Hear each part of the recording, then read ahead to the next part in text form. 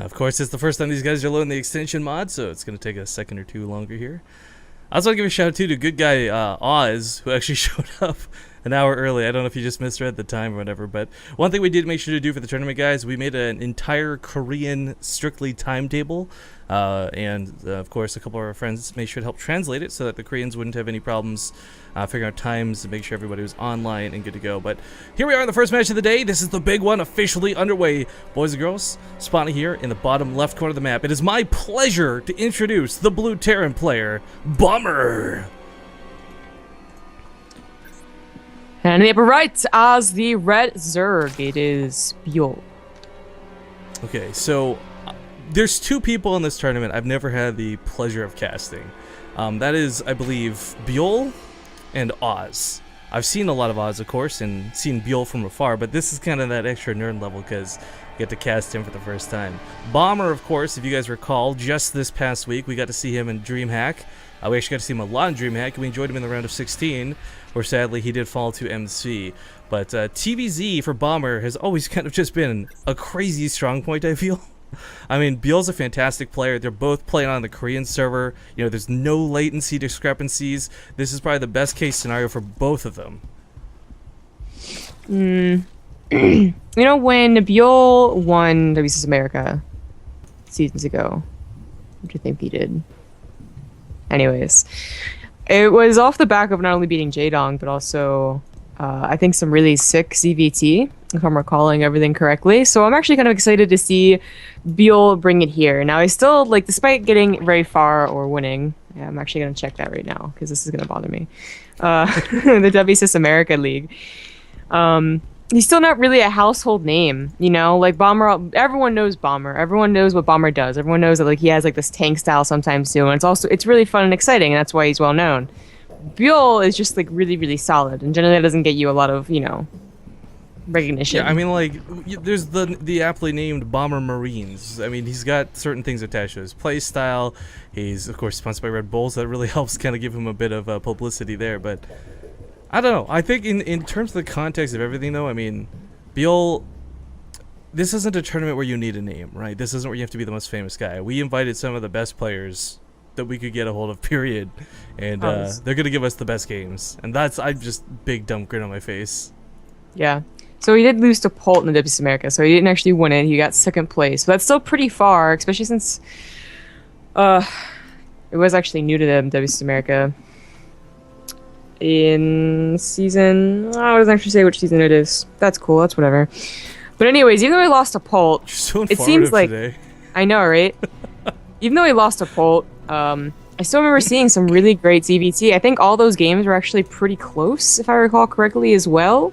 But Polt also has a really different style for TvZ, and even though Bomber has a really fun style TvZ, and he certainly gives us all those incredible matches versus Scarlet, I'm always hesitant. I think it's the Bomber's Law thing, to think that Bomber's automatically going to get out of a group. Well, Bomber starts off strong with those Marines. He's actually going to get himself an Overlord kill, and Take TV is going to experience first blood. Well, I think I forgot to inform them about it. Yeah. See if they say anything. Anyways, Overlord going down is a pretty nice snipe to start the day off. Yeah, sorry, I told them about everything needed for the tournament, totally spaced on, by the way. Probably, like, both of them are probably like, oh, I guess I imagine that, so they don't even say anything to each other. Yeah. We'll see if that becomes a problem. I'll make sure to inform them after this game for sure. But Bomber coming down with the barracks here. I like this, or not the barracks, the bunker at the command center. It's kind of weird to put it here instead of the wall, but I kind of like it as well. If there is going to be something crazy, like a weird Ling all-in, like this wasn't a 13 pull, 13 gas or anything like that, but like had it been, this would have been something he could have easily repaired. He wouldn't have to go nearly as far to do, and there's less surface area because there's typically not a full wall off this early in the game. In fact, I like this a lot. This is like old school Entombed Valley tactics for expanding. Yeah, pretty much before Heart of the Swarm, I'd say. So entirely Wings Liberty. I mean, we had, I believe, a gasless expand. Might have been a 14cc, but like the fact that he didn't get a Reaper, he didn't have gas, that he has this bunker here. It used to be this really big debate whether you put your bunker as a wall or you put your bunker like in a corner.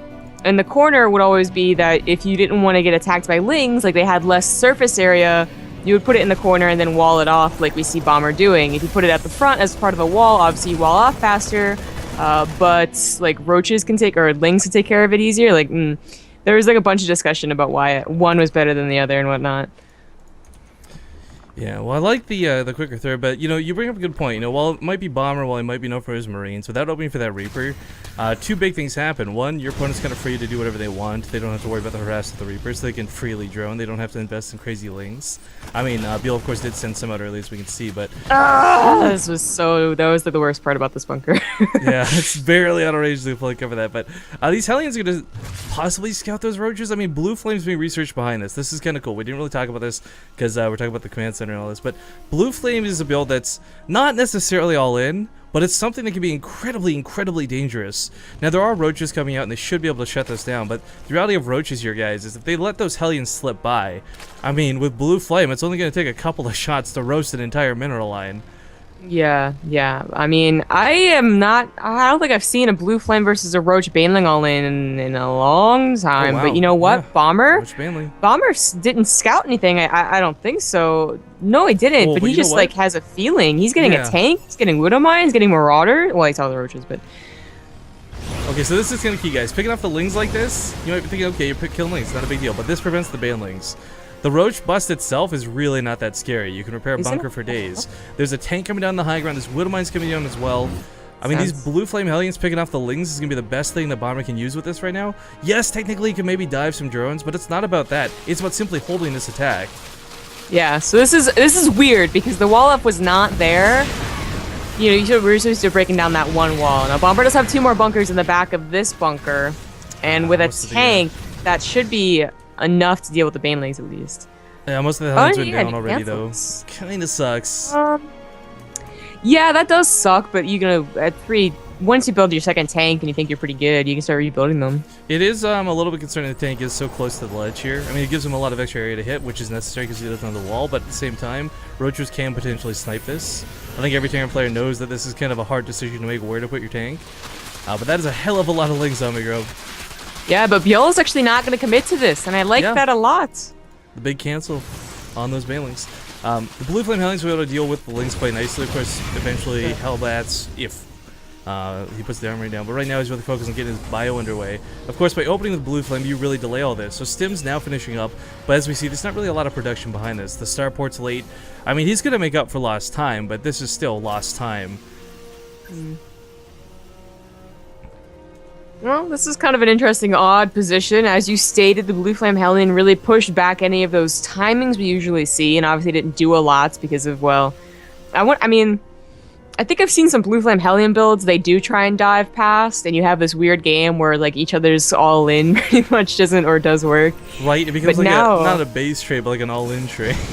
Yeah, like a economy trade because the bases are still alive. 'Cause you can't kill them, but the drones aren't. But I don't know. This is odd. So Bomber's missing out an opportunity, obviously, to do his medevac timing. It's already 11 minutes, and I mean, by now the medevacs would already be out. But Byul, of course, is he's delayed as well. Everyone's just delayed. It's a delayed party. Yeah, I mean, I think this is going to shape up to one of those regular TvZs. The difference is everything timing-wise is a bit off. I mean, the Spire's late because he invested so much into baneling roaches. Actually, where are those Hellions? Oh, just gone to the middle of the map. I was going to say they were right here a second ago. This is going to cost him some tanks. Widow Mines get some okay hits, but...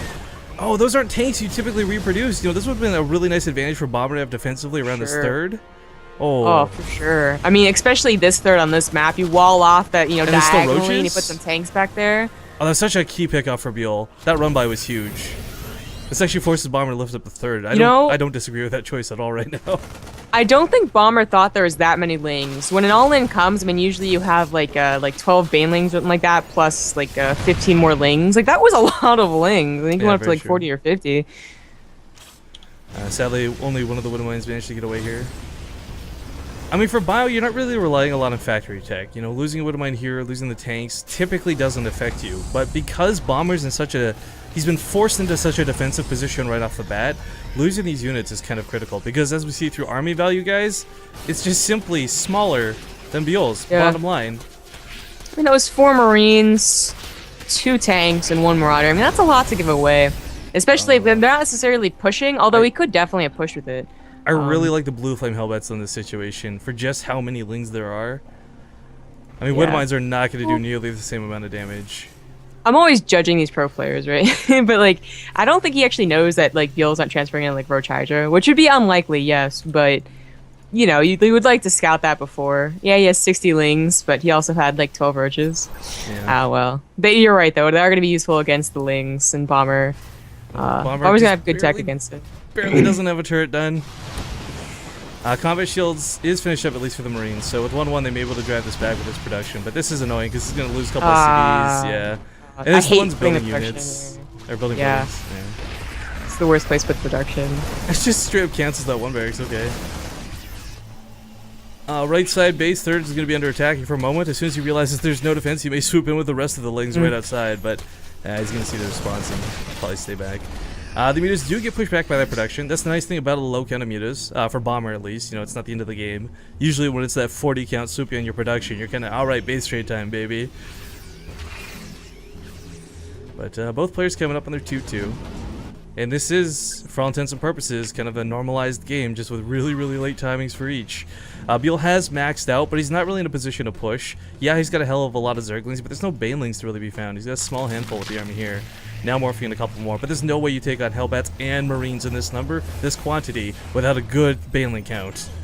Yeah. Byul should start, you know, maxing out on Banelings, really, changing most of his lings into Banelings. That just seems to be the style that works best against Terrans nowadays. Although usually against Widow Mines on Hellbats. He's got to save his 2-2. Oh, you should repair that. Okay. Yeah, he pulls the SCVs. He knows how big of a deal that is.